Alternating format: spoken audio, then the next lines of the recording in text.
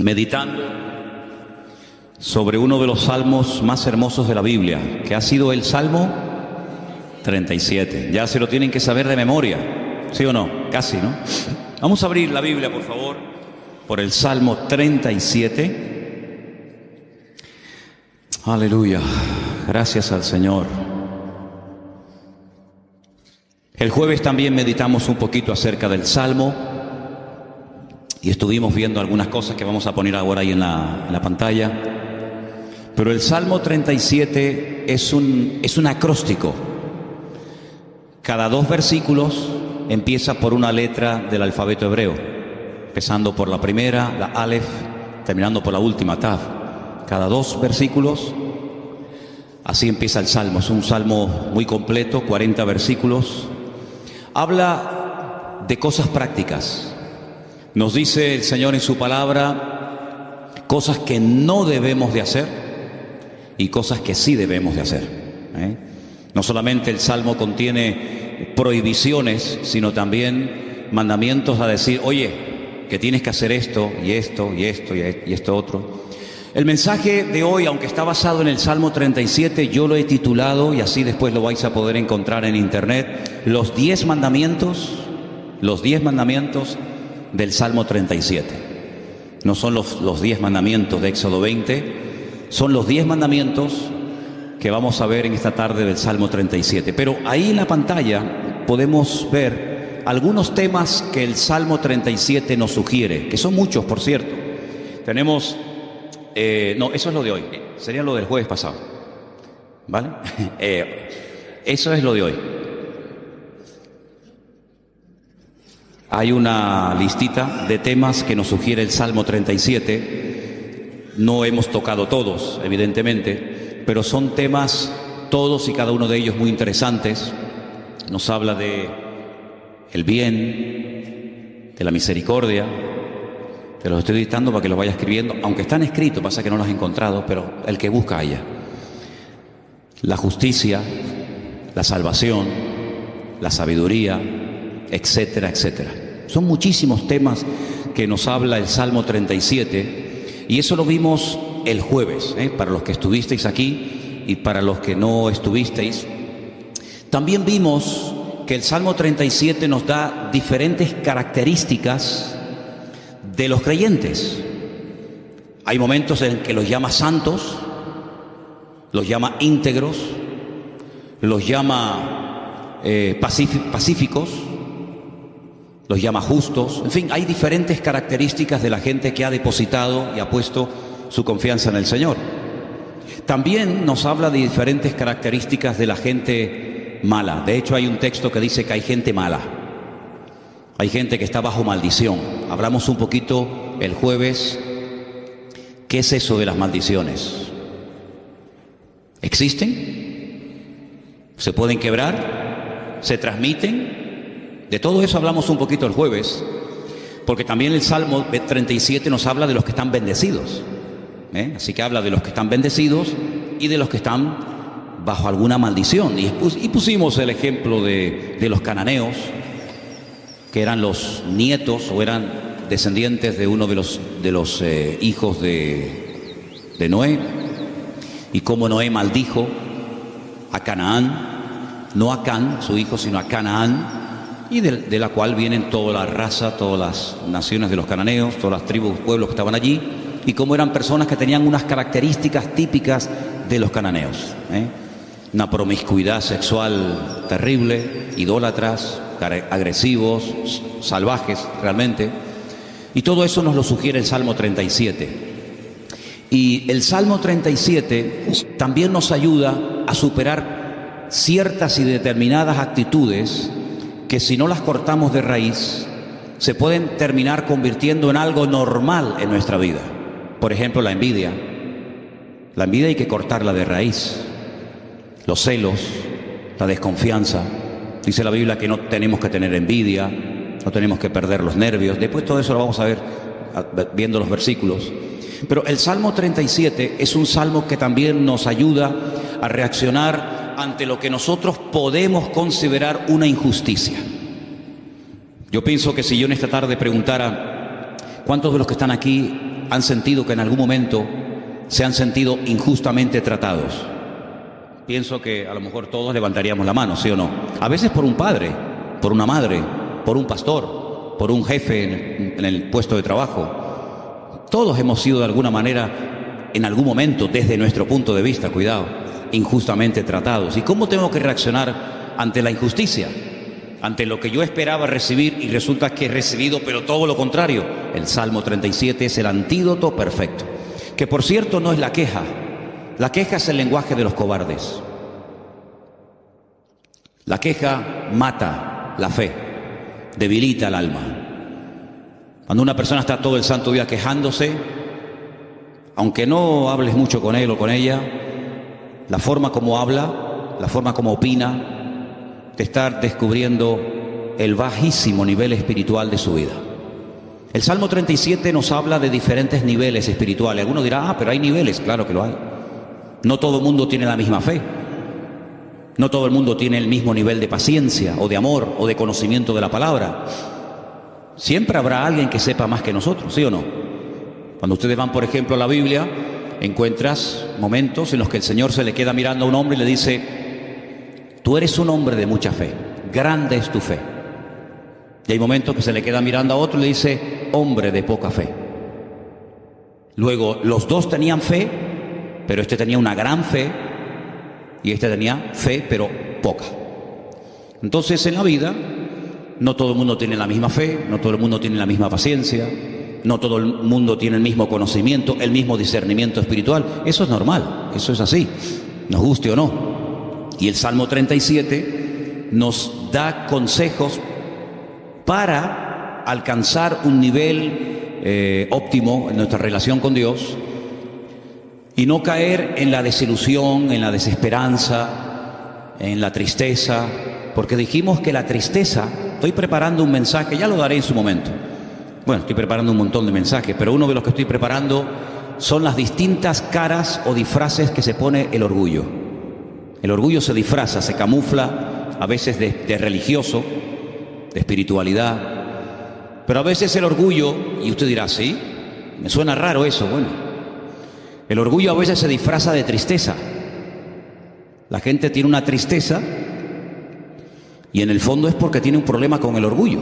¿Por qué estás triste?, le preguntas a alguien. No, porque no he recibido lo que tenía que esperar o esperaba recibir, porque no me han tratado como yo esperaba y estoy triste. Y a veces es un orgullo camuflado, porque cuando nosotros pasamos por la vida por una circunstancia difícil, en la economía, un problema en el matrimonio, de la índole que sea, Dios te está tratando, ¿o no? Dios está tratando contigo. Y hay gente que no le gusta y se rebelan contra la forma como Dios le está tratando.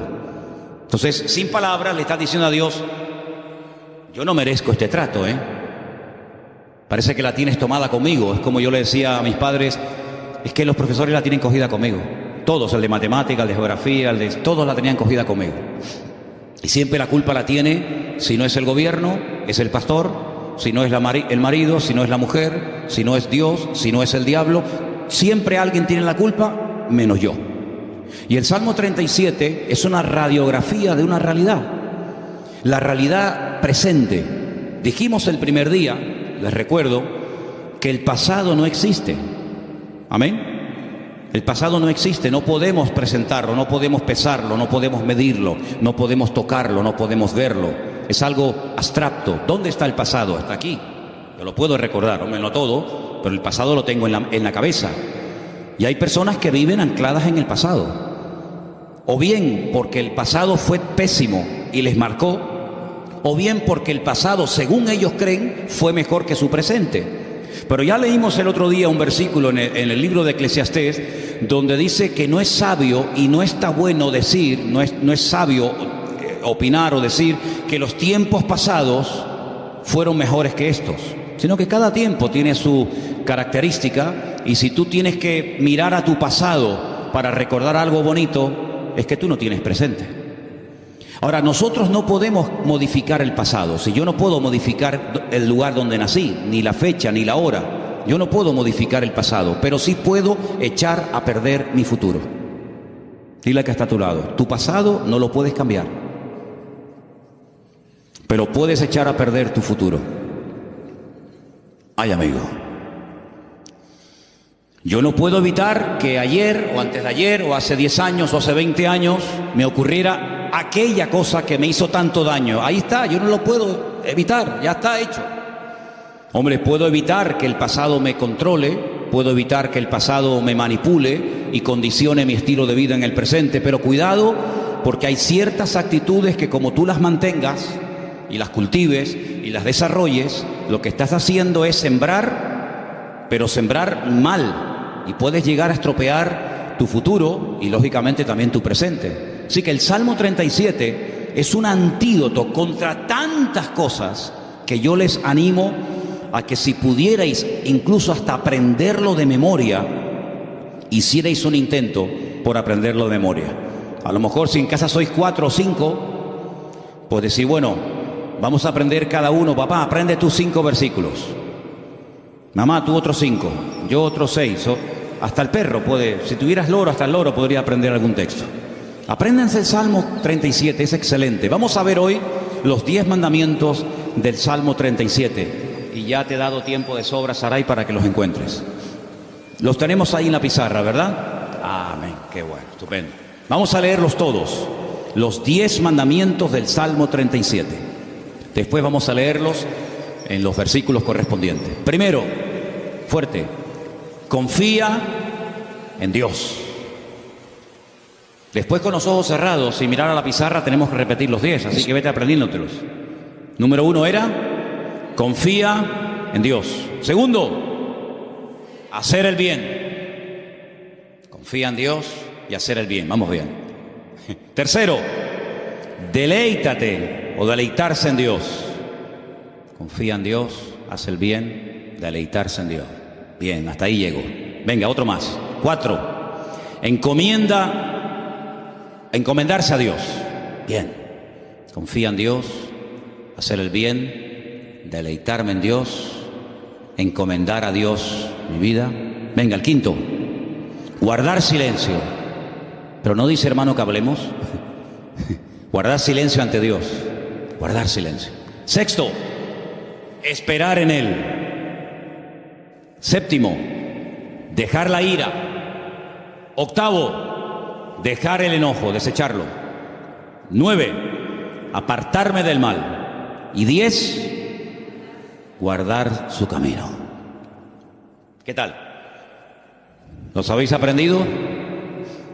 Vamos a repasarlos. Confía en Dios, hacer el bien, deleitarse en Dios, encomendarse a Dios, guardar silencio, esperar en Él, dejar la ira, desechar el enojo, apartarme del mal y guardar su camino. Los 10 mandamientos del Salmo 37. Número 1. Bien, confía en Dios. Número 9. No. Segundo. Ese es, hacer el bien. Número 3. Número 4. 5. Guardar silencio, sin mirar. 6. Esperar en Él. 7. 8, 9, apartarse del mal. Y 10, guardar su camino.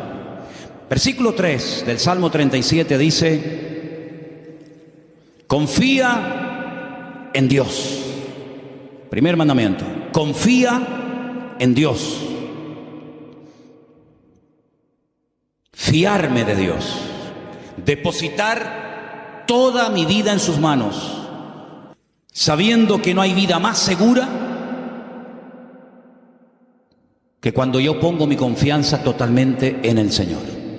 No digo que pongas parte de tu vida o parte de tu negocio o parte de tu tiempo en las manos del Señor y otra parte, no. 100% tu confianza en Dios. Porque algunos dicen, no, yo confío en Dios. Pero cuando se les abre la cartera y se les cae al suelo, tienen la bonoloto, los ciegos. Hay uno que también es de los discapacitados. Ese, lo conoces, ¿no? Ese. ¿Qué más hay? Rasca. No, yo confío en Dios. Ya te veo. Ay, amigo. Pero por la mañana se levantan y leen el horóscopo.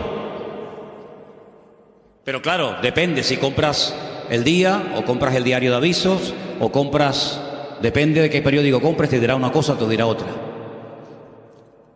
¿Confiamos en Dios 100% o no? ¿Se puede uno fiar de ese Dios? ¿Ha dado pruebas históricas a lo largo del tiempo que se puede uno fiar de Él, que no te va a fallar? Dice la Biblia, hay centenares de versículos, pero uno de ellos dice: aunque tu padre y tu madre te abandonen, yo nunca te abandonaré. Nunca, jamás. ¿Puede un padre y una madre abandonar a un hijo? Bueno, no será la primera ni la última, lamentablemente. Ha ocurrido. Pero Dios jamás te abandonará. Nunca te abandonará. Tú a Él sí, puede ser, pero Él a ti jamás. Dice que nos agarra, nos toma de la mano derecha y nos dice: no temas, yo estoy contigo, yo te ayudo. Por lo tanto, Él ha dado millones de demostraciones a lo largo del tiempo, no solamente a otros pueblos y a otras naciones y a otras iglesias y a otros hermanos, sino a nosotros mismos, de que podemos confiar 100% en nuestro Dios. Y cuando mi vida está 100% en sus manos, el temor no tiene cabida, la inseguridad, la queja, la desconfianza, porque yo me fío de que al haber depositado mi vida en sus manos, Él me va a pastorear, y Él me va a guiar, y Él me va a ayudar en todo momento, lugar y circunstancia.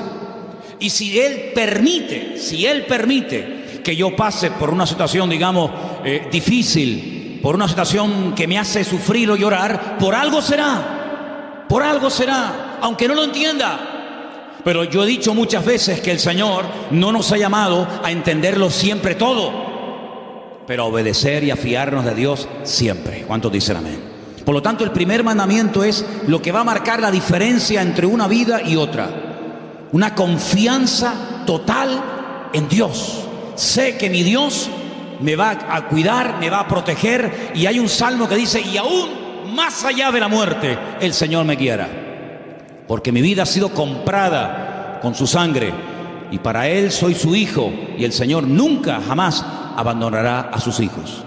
Pero en el mismo versículo 3, donde hemos leído: confía en el Señor, dice: haz el bien. Es decir, como dijimos el otro día, no estés de brazos cruzados, mantén una vida activa en el Señor. No, yo confío en Dios.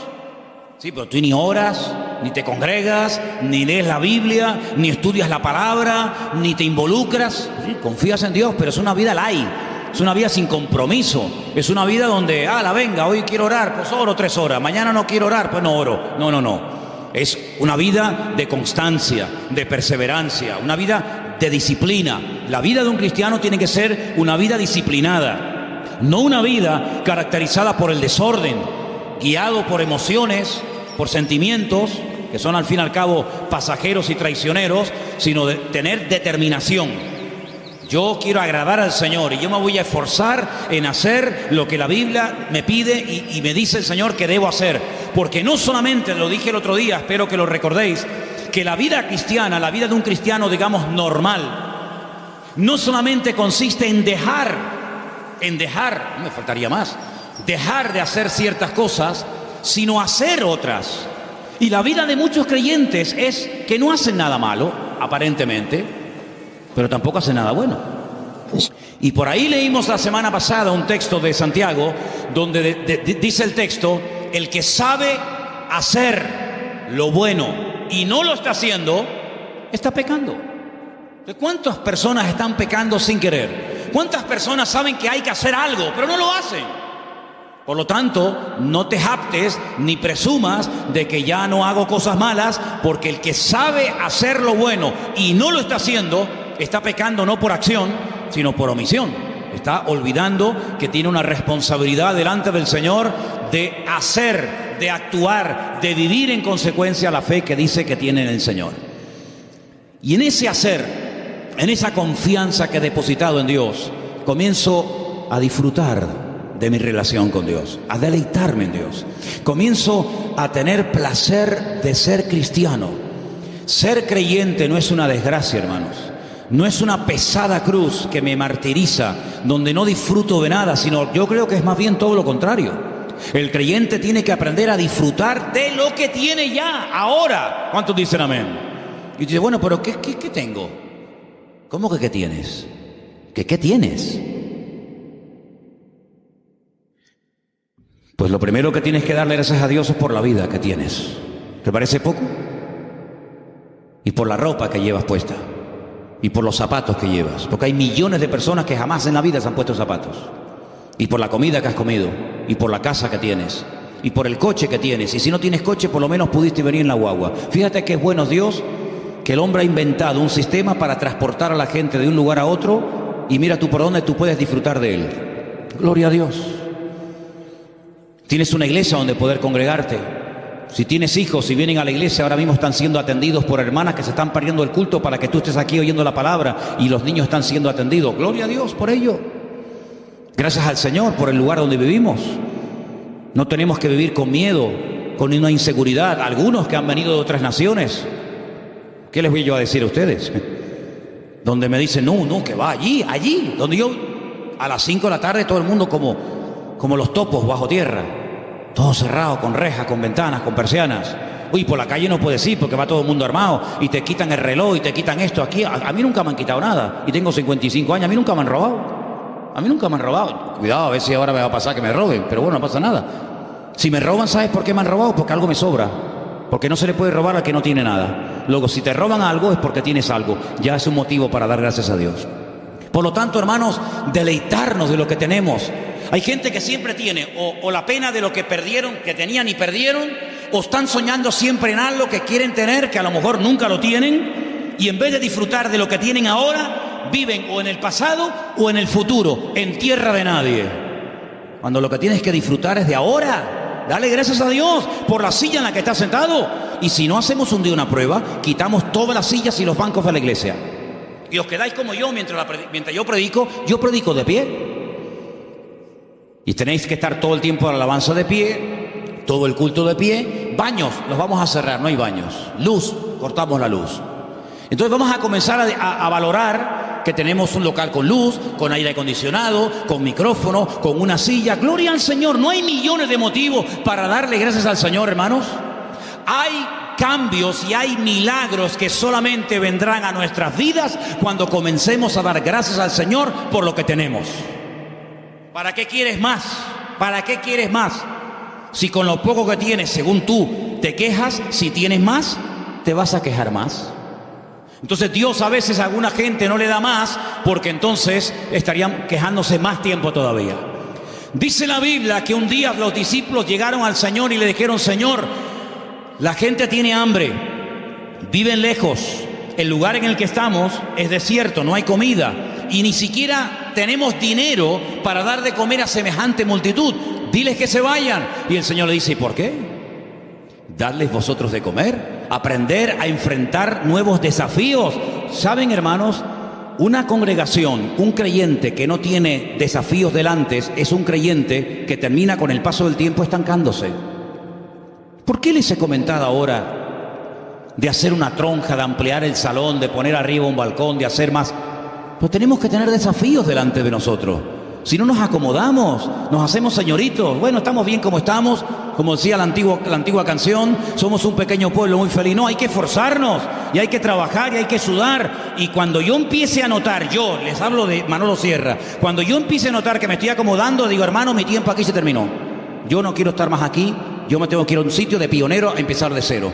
Hermanos, no podemos darle lugar a la rutina en nuestra vida, a la monotonía. Tienen que haber desafíos. Hay congregaciones que viven de las glorias del pasado, iglesias que ya lo tienen todo. Y te das cuenta que les hace falta todavía tantas cosas, como le dice la Odisea. Nos hemos enriquecido, no nos hace falta de nada. Y el Señor estaba en la puerta de la iglesia llamando, dice, si alguno oye mi voz entraré a Él, cenaré con Él y Él conmigo. Habían perdido lo más grandioso y hermoso que puede tener una congregación, que es la presencia del Señor. La habían perdido y ni siquiera se habían dado cuenta. ¿Cuántas cosas hay por ahí así que nos dejan con la boca abierta? Por lo tanto, hermano, vamos a deleitarnos en el Señor, vamos a disfrutar de la vida. ¿No dice la Biblia, deleítate con la mujer de tu juventud? ¿No dice eso la Biblia? En la mía sí. Algunos me miran como diciendo, pero eso dice la Biblia. Uy, más todavía. Con la mujer de tu juventud, que sus caricias te satisfagan en todo tiempo. Así que ya saben, yo me deleito, pero tú me haces caricias. Eso dice la Biblia, deleítate con sus caricias. Gloria a Dios. Dale gracias a Dios por tus hijos. ¿Cuándo fue la última vez que dijiste, te doy gracias por mi hijo? Pero es que ella tiene 80 años, no importa. Otros lo perdieron cuando tenía 20. Y el Señor te lo ha dado a ti 40 años. Ay, amigo, dale gracias a Dios por tu madre, por tu padre. Dale gracias a Dios por el pastor que tienes, porque de momento es el único que tiene. Es lo que hay. Dale gracias a Dios por todo lo que tienes cada día. Y cada vez que comas, di, Señor, hoy han muerto 17,000 personas de hambre en el mundo y yo no seré una de ellas. Yo ahora tengo algo para llevarme a la boca. Gloria a Dios. Comenzar a regocijarnos en el Señor. Hermanos, que la gente diga, pero ¿qué tiene esa gente que no se quejan? ¿Qué tenemos? El Dios más grande y más maravilloso que jamás se pueden encontrar por la vida. ¿Cuántos dicen amén? Eso es lo que tenemos. ¡Aleluya! Gloria a Dios. Amén. Pero el quinto mandamiento, el primero era confía en Dios, el segundo era hacer el bien, el tercero era deleitarme en Dios, el cuarto era encomendar a Dios, poner todo, mi vida, mis negocios, mi futuro, mis planes, todo en las manos del Señor. Pero el quinto es muy bueno. ¿Cuál era? Guarda silencio. Ay, amigo. Ay, amigo. Yo ya les conté una vez, yo sé que ya se lo conté. Algunos dirán, eso ya lo contaste, sí, pero te lo voy a contar otra vez. En la antigua Grecia se le daba mucha importancia a la oratoria, a hablar en público. De hecho, había escuelas muy famosas que hasta el día de hoy, en marketing y en muchas escuelas, se emplean las técnicas de aquella época, donde los griegos le daban mucha importancia al hablar en público, a perder el miedo escénico, etc. Y había un famoso maestro de una de las escuelas griegas que cobraba por enseñar oratoria, por enseñar a hablar correctamente en público a la gente. Y vino un día un chico y le dijo que quería que este maestro le diera clases. Y el maestro le dijo, a ti te voy a cobrar el doble de lo que le cobra a todos los demás alumnos. Y este dijo, ¿a mí el doble? ¿Por qué? Dice, porque contigo voy a tener el doble de trabajo. Contigo voy a perder mucho tiempo, primeramente, a enseñarte a que te calles. Y cuando aprendas a guardar silencio, es cuando por fin podré comenzar a enseñarte a hablar. Pero quieres comenzar a hablar, y para comenzar a hablar hay que aprender a estar en silencio. ¿Saben que el silencio es algo que se utilizó durante mucho tiempo en algunos lugares como tortura? Poner a una persona en un lugar donde no oía ningún tipo de ruido.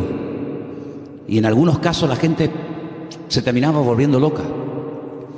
Pero muchas de las grandes cosas que Dios ha revelado a lo largo de la historia, grandes hombres de Dios, lo ha hecho en la calma, en el silencio. Hay un pasaje muy interesante donde un profeta llamado Elías, un gran hombre de Dios, estaba pasando un momento muy difícil en su vida. Se sentía solo, incomprendido, le pidió a Dios que le quitara la vida, en fin, todo lo que ustedes saben. Y hay un momento en el que él sale de la cueva y dice que se produce un terremoto tremendo en la puerta de la cueva, y él ve que ese terremoto es tan tremendo, tan destructivo, que las rocas se partían y había un viento huracanado tremendo y los árboles caían. Pero dice, pero Dios no estaba en todo aquello. Él estaba acostumbrado a moverse en el barullo, en el ruido, en el follón, en lo espectacular. Y dice que al final de todo sopló un silbo, un viento suave, una cosa muy suave, muy delicada. Y dice, y el Señor estaba en aquel silbo apacible. Hay creyentes que están todo el día hablando y hablando y hablando y hablando, y muy pocas veces oyen o tienen tiempo para oír la voz de Dios.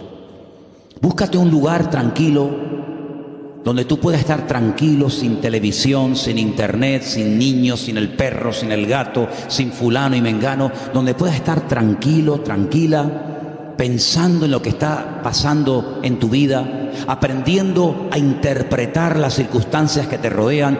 Si algo bueno tiene el silencio, es que tiene una parte terapéutica, ayuda al hombre a meditar y a reflexionar. ¿Qué estoy haciendo con mi vida? Me he plantado ya con una edad en la vida. ¿Qué le está pasando a mi hijo? Que lo veo últimamente muy callado, o muy hablador, o muy atontado, o muy espabilado. ¿Qué está pasando en el ambiente? Y es en esos momentos de calma, de quietud, de silencio ante la presencia del Señor, donde el Señor te puede revelar y te puede mostrar cosas que en el barullo, en el follón y en el ruido no se captan. Por eso este mandamiento de guardar silencio significa aprendamos a meditar tranquilamente en la presencia del Señor. Vivimos en una sociedad muy ruidosa. España es uno de los países más ruidosos de Europa. Sales por las calles y desde que te levantas por la mañana, prácticamente hasta que te acuestas hay ruido constantemente. Y por la noche ni te cuento. En la quietud de la noche es cuando vienen a recoger los camiones la basura. ¿Sí o no? No pasa por tu barrio, estás tranquilo en tu casa y de repente ¡bim, bam, bim, bum, pam, pam! Y dices, Dios, ¿pero qué pasó? Sale el camión de la basura. Al rato viene el camión que está regando. Al otro rato viene el camión que se lleva el vidrio. Y es un follón tremendo, ¿sí o no? Bueno, hermanos, aprendamos a estar tranquilos en la presencia del Señor. Aprendamos a decir, Señor, ¿hay algo que me quieres decir? ¿Hay algo que me quieres compartir? Ese guardar silencio significa aprender a reflexionar en Dios. Oye, mira, ahora no me molesten. Yo tengo una cita con mi Dios. Quiero estar tranquilo, no quiero que nadie me moleste. No, que si me llaman, que esperen. Me llamen más tarde, que no se va a hundir el mundo. Y quiero estar a solas con el Señor, con su palabra. Como decía un pastor amigo mío, un minuto, Manolo, un minuto bien pasado en calma, en quietud, en la presencia del Señor, puede cambiar una vida. Pero ¿sabes cuál es la cruda realidad? Y no es cuestión de que ustedes se sientan mal, ni acusándolos, ni mucho menos. Hay creyentes que a veces no tienen ni 5 minutos en el día, es tremendo esto, ni 5 minutos en el día para estar tranquilos, solamente estar quietos en la presencia del Señor. Cuando teníamos las clases, que hemos dado algunas clases en la iglesia de hermenéutica, de homilética y otras asignaturas, ¿cómo empezábamos la clase? ¿Os acordáis? Venían del trabajo, venían de la calle, una con el abanico, el otro sudando, el otro que llegó tarde. Decía, hermanos, vamos a guardar un minuto de silencio. Claro, algunos pensaban al principio que se había muerto algún hermano de la iglesia. O sea, un minuto de silencio, ¿qué pasó? Digo, no, tranquilo. Y a algunos se les hacía eterno. O sea, un minuto, qué largo se me ha hecho. Hermanos, aprendamos a estar quietos en la presencia del Señor, aprender a observar, aprender a interpretar lo que está ocurriendo a nuestro alrededor. El sexto era esperar en Él. ¿Saben que una de las cosas que yo peor llevo en la vida es esperar? No me gustan las colas. El otro día me enseñaba un hermano de la iglesia, por no estar dando nombres, me enseñaba una fotografía que habían sacado desde una ventana donde se veía un grupo bastante numeroso de gente haciendo cola, esperando. Me decía, esta es una de las colas que la gente tiene que hacer para ver si puede comprar algo de azúcar. Y yo decía, bueno, pues yo me acostumbraría, mira que para mí sería tremendo esto, ¿no? Pero yo digo, bueno, yo me acostumbraría a vivir sin comer azúcar, porque yo para estar 2 horas, 4 horas para un paquete de azúcar, y me dice otra persona, sí, pero es que también tienes que hacer cola para comprar la leche. Digo, bueno, pues no sé, me acostumbraría a no beber leche. Pero es que también al final tienes que hacer cola para todo. Pero qué rabia da a veces cuando tienes prisa y el que va delante tuyo es el más lento de Europa. Le acaban de dar el carnet de conducir. Pone el intermitente de la izquierda y después va a la derecha. O pone los 4 que son de emergencia, porque como te ve muy pegado, te está diciendo, no te pegues mucho que me das miedo, y te ponen los 4 intermitentes. Y tú dices, pero muévete, que tengo prisa. Me acuerdo una vez en Benito Pérez Armas, el semáforo estaba en verde, hermanos, de verdad les prometo que el semáforo estaba en verde. Era bajando la antigua cárcel a mano izquierda, que ya entras para el Parque La Granja, ¿sabéis dónde les digo, no? Y el semáforo estaba en verde, y había un coche parado. Y yo le decía, Al principio fue una pita suave. Pip. No sé. Después, más prolongada. Al final, saqué la cabeza por la ventana. Digo, pero muévete de una vez, hombre, que está verde. Atontado, que estás atontado. Y sacó la cabeza una señora y me dice, hola, pastor, ¿cómo está, hermano? Y le dije, hola, hermana, hola, dele, hermanita, dele, vamos. Ah, qué vergüenza, ¿no? Si hubiera sido oveja en vez de pastor, me hubiera cambiado de iglesia, para que no me diera. Bueno, son cosas que pasan, ¿no? Soy humano como cualquiera de ustedes. Así que, hermanos, aprender a esperar en la vida se hace a veces complicado, ¿verdad? Pero es importante y fundamental aprender a esperar en Dios, no tener prisas, porque, ¿saben? He descubierto que Dios no tiene prisas. ¿Cuántos dicen amén? ¿Saben que hay un pasaje donde una persona, no quiero decir la palabra se enfada, pero casi se enfadó con el Señor? Porque nunca le había pedido nada, nunca. Sabían que el Señor siempre estaba muy ocupado. Sabían que el Señor siempre estaba viajando, hablando por aquí, predicando. Y nunca le habían pedido nada. Solamente un día le pidieron un favor. Y el favor era muy concreto, muy directo. Señor, el que amas está enfermo. Como diciendo, Señor, ven pronto. Y dice la Biblia, saben lo que estoy hablando, ¿verdad? De Lázaro. Era amigo de Jesús. Vivía en Betania, donde estaba con sus dos hermanas, Marta y María. Dice la Biblia que cuando le llega la noticia al Señor, no dice, como seguramente esperaban la familia, venga, vamos que hay que ir a orar por Lázaro. O podía incluso haber hecho lo que hizo con el siervo del centurión, ¿os acordáis?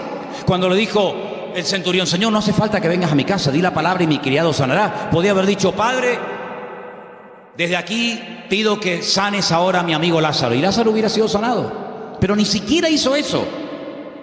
Sino dice que llegó 4 días después del aviso. Y claro, cuando llegó, evidentemente, la enfermedad era grave, porque dice la Biblia que Lázaro ya estaba muerto y enterrado. Si ellas sabían que no iban a molestar al Señor por una tontería.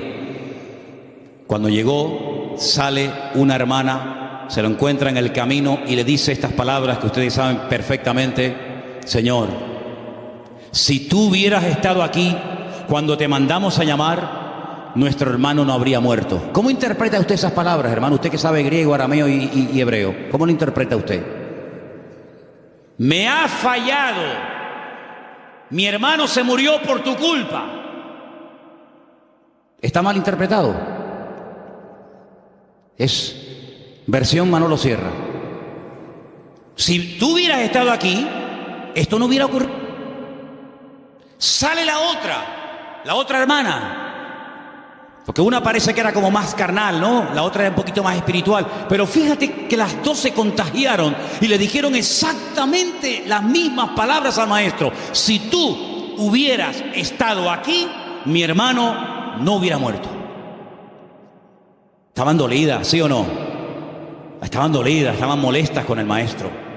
Esto no tenía que haber pasado. Salmo 37. No te impacientes. No pierdas los nervios. Después vamos a ver eso. Y el Señor le dice, Marta, María, que yo soy la resurrección y la vida. El que cree en mí, aunque esté muerto, vivirá. Claro, ellas eran judías, ellas no eran paganas. Ellas conocían la Escritura. Ellas sabían perfectamente por las Escrituras del Antiguo Testamento que se habla de la resurrección. Y entonces cuando el Señor dice que yo soy la resurrección y la vida, y le dice el Señor, tu hermano resucitará, ellas dicen, yo sé que mi hermano resucitará, pero no ahora, sino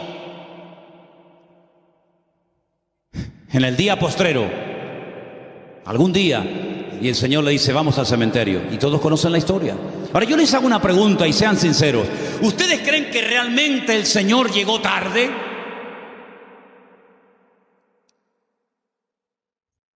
El Señor nunca llega tarde a ninguna casa, a ninguna familia. El Señor siempre llega cuando tiene que llegar. Siempre. Es que si esto hubiera ocurrido media hora antes, sí, pero ocurrió así. El Señor lo quiso así. Y ya está. El Señor llegó cuando, humanamente hablando, según ustedes, ya no hay nada que hacer. Y hay situaciones, escucha bien esto, hermano, porque cuanto antes lo aprendan, algunos, unos más que otros, mejor. Hay situaciones que Dios permite, escucha bien, que Dios permite que lleguen hasta el final. Cuando ya, humanamente hablando, no hay ninguna posibilidad de cambio. Y el Señor lo permite. Hay otras que no. Hay otras que dicen, no, vamos a hacer esto ahora. Pero hay otras que dicen, tranquilo, lo va a hacer, pero no ahora. No cuando tú quieras, sino cuando yo quiera y como yo quiera. Y cuando llega al cementerio, hace uno de los milagros más espectaculares que el Señor hizo a lo largo de su ministerio. Levantar a un muerto que hacía 4 días que estaba enterrado. Eso no lo había hecho nunca. Había resucitado personas que estaban aún calientes. ¿Se acuerdan? La hija de Jairo. Cuando llegó, dice, acaba de morir. Luego, si la tocabas, la niña estaba caliente. Acaba de morir, pero estaba muerta. Pero el Señor la resucitó. Había otros casos donde dice la Biblia que lo llevaban en la caja para enterrarlo. Y bueno, los judíos entierran a la gente el mismo día que muere. Por lo tanto, no hacía ni 24 horas que había muerto. Pero nunca el Señor había llegado tan lejos. Nunca el Señor había hecho un milagro de una resurrección después de 4 días. Si ustedes van a Israel, si ustedes han ido a Jerusalén alguna vez conmigo, ustedes van a ver que en todos los cementerios judíos hay una abertura, como una ventana, que es por donde se cree que al tercer día se va el alma. Y ya es como demasiado tarde, ya no hay escapatoria. A los 3 días, a las 72 horas, se va el alma y ya se fue. ¿Cuándo llegó el Señor? Al 4.º día. Cuando ya no había ninguna posibilidad, según la tradición, según la medicina, de levantar a un muerto, es cuando llegó el Señor. No podía el Señor haber llegado el primer día, antes de que muriera así, pero hubiera sido una sanidad más de tantas. Pero el Señor quería hacer algo especial, porque amaba tanto a Lázaro, que si hubiera llegado a la media hora o a los 10 minutos de haber recibido el llamado, hubiera sido una sanidad. Y Lázaro podía haber dicho, el Señor me sanó cuando yo estuve enfermo. Pero yo te amo tanto, Lázaro, que no te voy a sanar, te voy a resucitar. Y eres la única persona en toda la historia de la humanidad que yo resucité al 4.º día. Entonces no te das cuenta, hermano y hermana, que a veces hay situaciones como que tú dices, pero ¿dónde va a terminar todo esto? ¿Pero hasta cuándo va a llegar esto? Es por el amor tan grande que Dios te tiene, para que no sea una cosita más que puede pasar desapercibida, o que incluso algún incrédulo diga, bueno, sería casualidad. No, va a llegar al límite, al extremo, cuando ya no hay ninguna posibilidad de cambio, de mejoría o de perfeccionamiento, cuando el Señor va a llegar y va a decir, ahora, para que la gente diga, esto era para la gloria del Señor. ¿Cuántos dicen amén? ¡Aleluya! Así que, tranquilo, no te precipites. Amén. Hay 4 prohibiciones, antes de seguir con la lista de los mandamientos. Hay 4 prohibiciones, las voy a leer rápidamente. 4 cosas que el Salmo dice que no tenemos que hacer. Yo las voy a leer y tú te vas a preguntar a ti mismo si la estás haciendo. La primera está en el versículo 1. Salmo 37:1. No te impacientes a causa de los malignos. No te impacientes. No pierdas la paz. Tranquilo, relájate. Dile a que está a tu lado, relájate. Tranquilo. No te impacientes. No pierdas la paciencia. Número 2, en el mismo texto. Ni tengas envidia de los que hacen iniquidad. Así que ni impacientarme, ni tener envidia. Jamás. Ni una cosa ni otra. Versículo 7. No alterarme. Guarda silencio ante el Señor, espera en Él. No te alteres con motivo del que prospera en su camino, por el hombre que hace maldades. No te alteres. Tranquilo, relájate. Cuenta hasta 10. Versículo 8. Deja la ira desecha el enojo, no te excites en manera alguna a hacer lo malo. Estas son las 4 prohibiciones, las 4 cosas que el Salmo 37 prohíbe hacer a un creyente: no perder la paciencia, no tener envidia, no alterarme y no hacer lo indebido, es decir, lo malo. ¿Qué te parece? Y en esta actitud, en esta riqueza del Salmo 37 me dice: deja la ira y desecha el enojo. Es decir, si te enfadas, vas a comenzar a hacer y a decir tonterías. Cuando una persona está enfadada, ¿tú le has oído las tonterías que dice? Incluso hasta orando dice tonterías. Ya no aguanto más. Y el Señor dice: cállate, machango. Sabrás tú si aguantas o no aguantas. Si yo te mando esto es porque tú aguantas.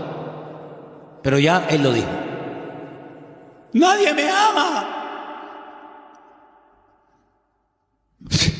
Las tonterías que uno dice cuando está enfadado, es como cuando uno está desanimado. Las peores tonterías, las peores barbaridades, los peores insultos, las peores humillaciones se dicen cuando uno está enfadado o desanimado. Y por eso la Biblia dice: no permitas que tu carácter te controle, porque cuando nuestro carácter nos controla, siempre la embarramos. ¿No dicen así los argentinos?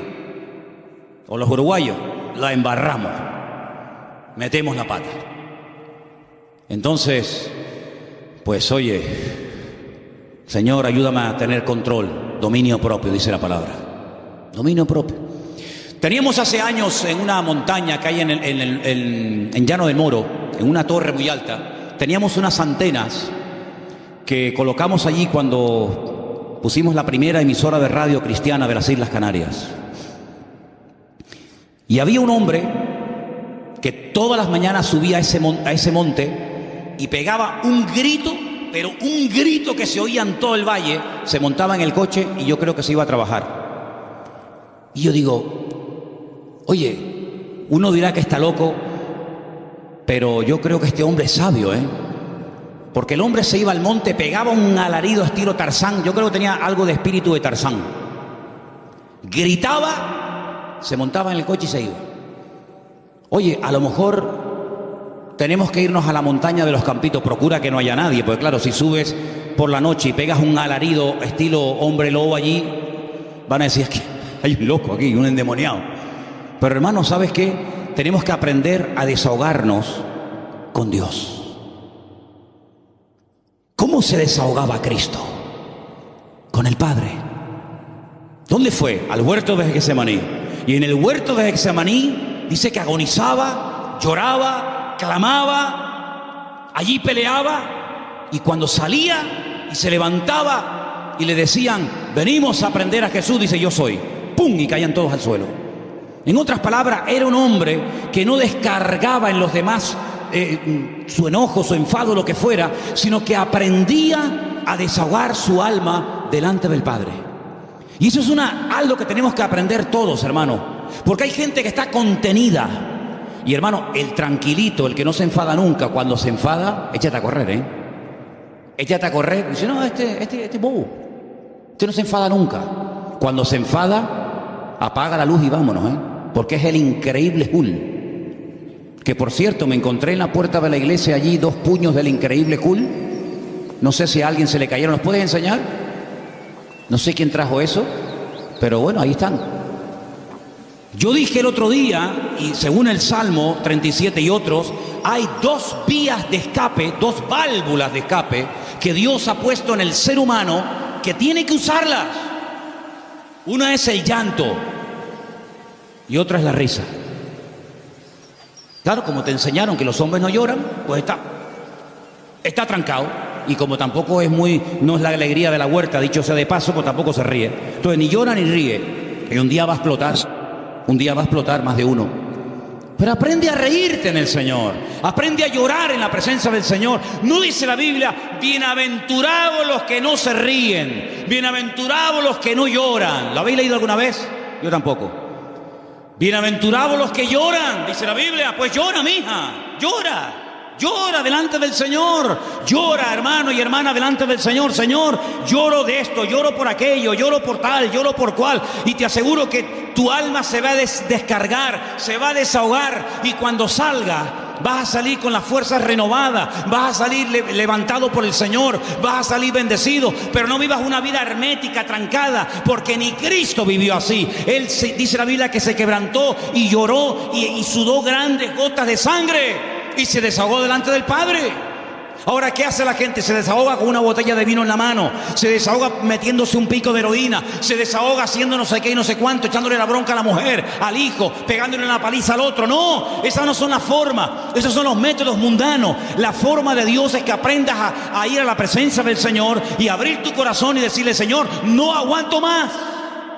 Y en la Biblia encontramos grandísimos hombres de Dios que lloraron a gritos, dice la Biblia. Sí, a gritos lloraron. ¿Quién? José. Lo dije el otro día cuando compartía de este mismo salmo. Dice que ya no... Léalo, textualmente lo estoy citando. Ya no podía contenerse más. Ya llegó al límite. Oye, me venden mis hermanos. Les pido por favor que se apiaden de mí, que me saquen de este pozo que tenía que haber escorpiones y serpientes. No me hacen ni caso. Me quitan las prendas, me llevan desnudo a Egipto. ¿Yo qué pinto en Egipto?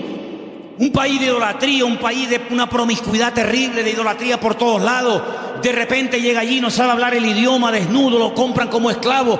De ser el niño bonito y amado del padre, pasa a ser un esclavo, un sirviente, sin derechos, tratado al trancazo, por querer vivir una vida recta y honesta y santa delante del Señor. Lo acusan de algo que él nunca había hecho. ¡Pum! A la cárcel, sin comérselo ni bebérselo, ahora en la cárcel. Allí con delincuentes, con asesinos, con violadores, con lo peor. Y ahora, ¿y cuándo voy a salir yo de aquí? Yo qué sé, no tengo abogado, yo ni siquiera sé expresarme en el idioma de este país. Cuando sale de allí, Dios lo levanta, lo bendice, lo prospera. Y cuando ve venir a sus hermanos, no permitió que la ira, que el enojo, que la rabia dijera: ahora que tengo poder. Porque cuántas veces yo he dicho de este mismo púlpito: si quieres conocer a un hombre de verdad, si quieres conocer a un pastor de verdad, si quieres conocer a una persona de verdad, dale poder y dale dinero. Claro, el coleta, el otro que, en fin, y el otro, es muy fácil criticar lo que hacen los demás, que yo no defiendo a nadie, ahí me da igual, para mí son todos iguales. Pero hermano, cuando alguien suba ahí arriba, da igual si es un cargo poderoso en la política, en el deporte o donde sea, dale dinero, que mueva millones. Dale poder. Y espera a ver si no se corrompe. Porque es muy difícil llegar a esos niveles, moviendo centenares y miles de millones, que tenga la cabeza bien amueblada. Ay, amigo, José ahora tiene poder, es el hombre más poderoso de la tierra después de Faraón. No se mueve ni una hoja sin su permiso. Faraón dice: no, a mí no vengan, vayan a él. Él es el que organiza el país, él es el ministro de Hacienda, él es el ministro de Economía, él es el que administra. A mí no me den la paliza, vayan a él. Delegó todo en José. Ahora tiene poder, ahora tiene autoridad, ahora tiene dinero, ahora tiene sirviente. Ahora hasta Potifar, aquel que lo compró, ahora tiene que venir y postrarse delante de él. La mujer de Potifar: ven para acá. Ahora él podía haber dicho: ahora os vais a enterar lo que vale un peine, amigo. Ahora vienen los hermanos. Y él podía haber dicho: lo van a pasar canutas, como me le hicisteis pagar a mí. Dice que llegó un momento, viendo a sus hermanos, que ya no podía aguantar más. Y empezó a llorar a gritos. Cuando los hermanos ven a aquel llorando, le dice: yo soy vuestro hermano José, ¿sabes? No tengáis miedo. No me mandasteis vosotros a Egipto. Fue Dios el que me mandó aquí. Pasa que a mí me tocó el primero, pero al final todos van a tener que venir aquí. Así que vayan a casa de mi padre, díganle que vengan, cuéntenle la verdad, que le han tenido engañado al viejo 20 años, diciéndole que me había matado una bestia.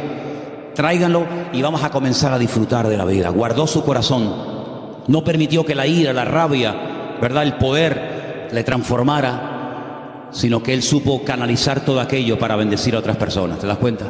Entonces, queridos hermanos, dice la Biblia: sobre toda cosa guardada, guarda tu corazón.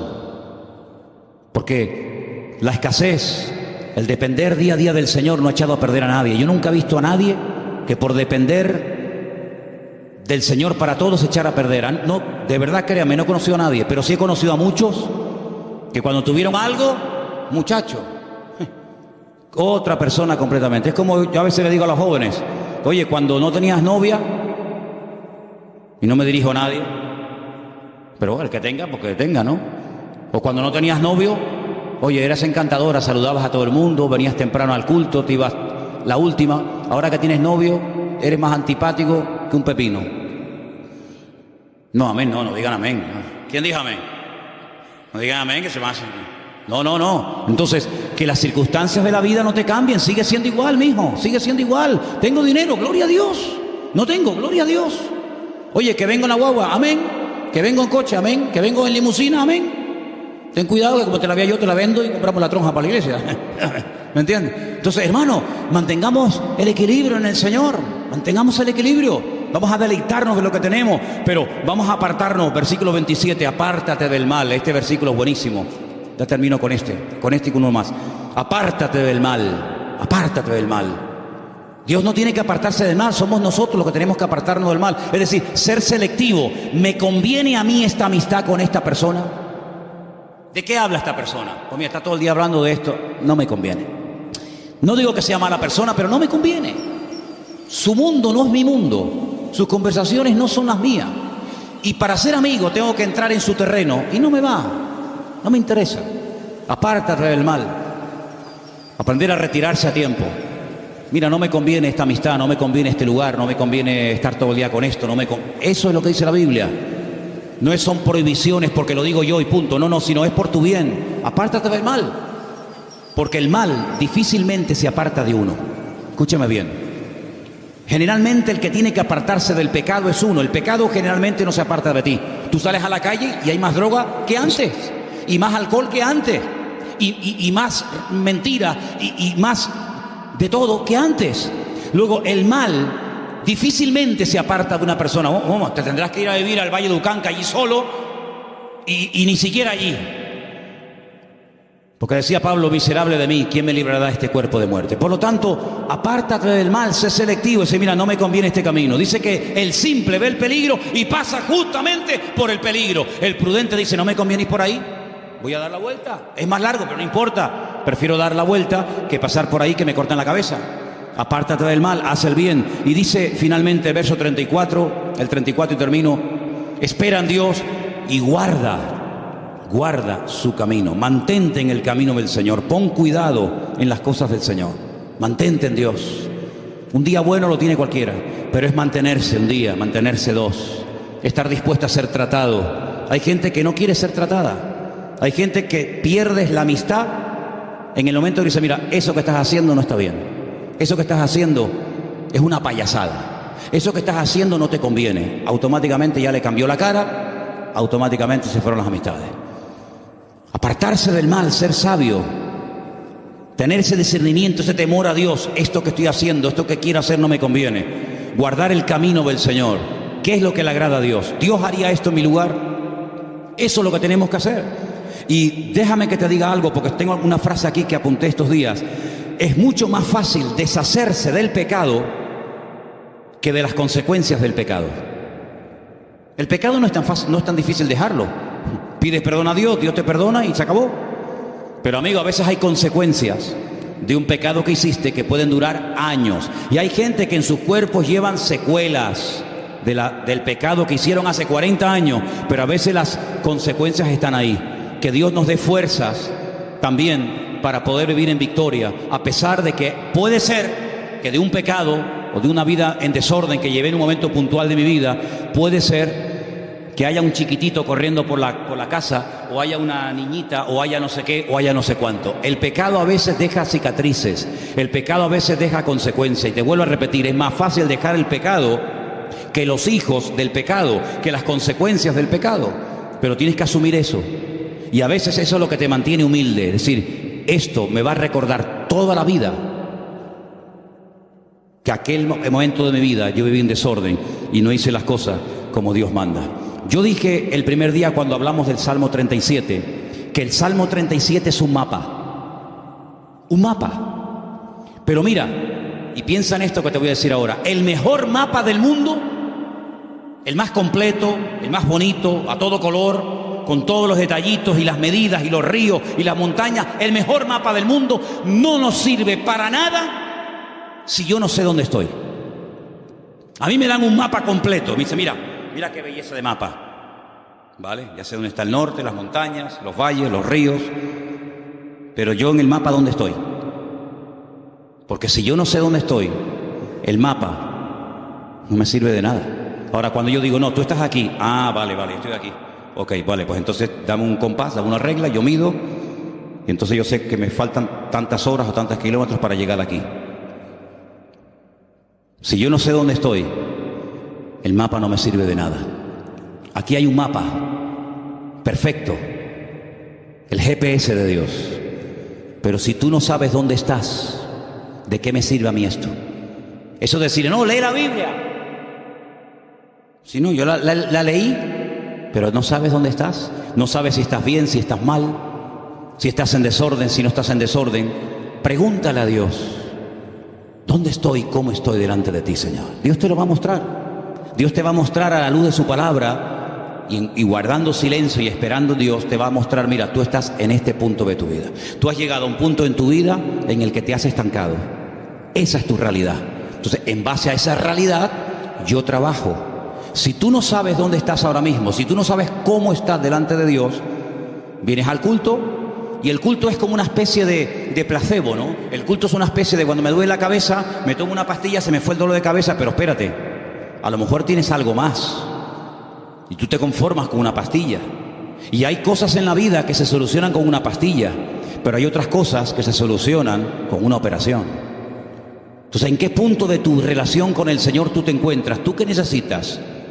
¿Una oración así, un versiculito, o tú necesitas ser operado? Cada uno tiene que examinarse a sí mismo. Y este es el momento en el que tú tienes que decir, Señor, ¿yo verdaderamente estoy cumpliendo esos mandamientos que he leído esta tarde? Confío en Dios, estoy haciendo el bien, me estoy deleitando en ti, Señor. Estoy todo el día agobiado, preocupado, quejándome. ¿Estoy poniendo mi vida en tus manos o llevo una agenda paralela? No, Dios para los domingos, también para el jueves si es que voy. Pero yo tengo una agenda personal y privada. Yo sé lo que voy a hacer en mi vida, esto y hasta aquello. A mí me hace mucha gracia cuando hay gente que dice, no, él tiene la agenda completa para los próximos 5 años. Cuando dice la Biblia, ¿cómo eres capaz de presumir del día de mañana si no sabes qué te traerá de sí el día? ¿Tenía Cristo agenda? Dice que somos como el viento, que ni sabemos dónde vamos ni a dónde venimos. Guardamos silencio ante Dios, esperamos en Dios tranquilamente. ¿El carácter está siendo cada vez un aliado nuestro o nos está cada vez traicionando y dominando más? ¿Dejamos la ira, el enojo? ¿Nos estamos apartando del mal o cada vez estamos tonteando más con el mal? Porque el mal no perdona, amigo. Como te metas en donde hay mal, como te metas en terreno minado, lo más probable es que se te salga una pierna por los aires. Hay una parte en Israel donde yo llevo a la gente que es la frontera más cercana a Jordania, que antiguamente era territorio jordano. En el 67 Israel peleó con Jordania, triplicó las fronteras y llegó hasta la misma ribera, hasta la misma orilla del río Jordán. Y es algo muy estrecho, mucho más estrecho que esta iglesia. Ves al soldado jordano allí sentado haciendo guardia y ves al israelita aquí y el río medio. Es una frontera muy, muy estrecha. Allí se ha convertido en un lugar típico para hacer bautismos. Ahora, Dios mediante, tendremos bautismo en noviembre allí, si Dios quiere. Pero ¿sabes qué, hermano? Cuando llegamos a ese lugar con la furgoneta, tenemos que aparcar donde ellos nos dicen que tenemos que aparcar. Porque los jordanos, cuando se fueron, dejaron todo aquel terreno en represalia por haberlo perdido, todo lleno de minas, todo lleno de minas. Miles y miles de minas. Entonces han puesto unas alambradas con unos carteles escritos en diferentes idiomas: no se salgan del camino, no entren aquí, no entren por allá. Y tú, si vas en línea recta y aparca, no hay ningún problema. El que se va a bautizar vuelve. Pero si alguien se quiere ir con el Señor antes de tiempo, dice, mira, después de bautizarte, en vez de venir en línea recta, vete por allí y ya te vas de paso ya con el Señor. Es un terreno minado. El que entra se juega la vida, amigo. El mundo está lleno de minas. Tu barrio donde tú vives está lleno de minas por todos lados. Y el diablo te dice, no pasa nada, otros han pasado y no han muerto, pasa tú también. ¡Pum! Y el simple va Entonces, apartarnos del mal. Decir, yo le veo las orejas al lobo, no le veo todavía al cuerpo, pero le veo las orejitas asomando por la valla, pues entonces me doy la vuelta y me voy. Eso no es ser cobarde, eso es ser valiente. Porque hay que ser más valiente para salir corriendo ante el peligro que ser un osado y enfrentarse al enemigo así a cara descubierta que te parte en la cara. Y finalmente dice, guarda su camino. Cierra tus ojos en esta tarde, hermano. Son estos 10 mandamientos. Apréndetelos de memoria. Escríbelos ahí en una hoja, ponlos en la Biblia. Cuando te levantes mañana por la mañana, dilos en alta voz. A lo largo del día, ponlos ahí en el tablero del coche o en el espejo de tu habitación, o te estés afeitando, lavando. Ponlos en la mesilla de noche cuando te acuestes. Confía en Dios, hacer el bien, deleitarme en Dios, encomendar a Dios el camino, guardar silencio ante Él, esperar en Dios, dejar la ira, desechar el enojo, apartarme del mal, guardar su camino. Mañana otra vez, pasado otra vez. Y estas verdades van penetrando en tu vida. Y en cuestión de varias semanas, de varios meses, de poco tiempo, tú vas a notar que hay algo en tu vida que comienza a cambiar. Comienza a cambiar. Ahí tienes 10 consejos prácticos, 10 mandamientos de la palabra para vivir una vida victoriosa en Dios. Señor, en esta tarde te damos gracias por este precioso salmo. Salmo escrito por nuestro hermano y querido David HaMelech, el rey David. Gracias, Señor, porque tu palabra nos habla miles de años después de haber sido escrita, como si se hubiera escrito la noche misma. Señor, queremos pedirte que nos dé fuerzas para que podamos poner en práctica estos mandamientos, estos sabios consejos que el dulce cantor de Israel, el hombre más cerca del corazón de Dios, nos dejó en la palabra para que los escudriñemos y los pongamos en práctica. ¿Cómo sabía él que hay que apartarse del mal cuando hay tiempo de hacerlo? ¿Cómo sabía él deleitarse en Dios? ¿Cómo sabía David confiar en ti, Señor? ¿Cómo sabía David encomendar, poner la vida en tus manos antes que en el hombre? ¿Cómo habla la voz de la experiencia, Señor? Y queremos en esta tarde pedirte que nos ayudes a poner en práctica esta palabra que hemos aprendido hoy, Señor. Danos fuerza para poder hacerlo. Te lo pedimos en el nombre bendito y poderoso de Jesús. Amén.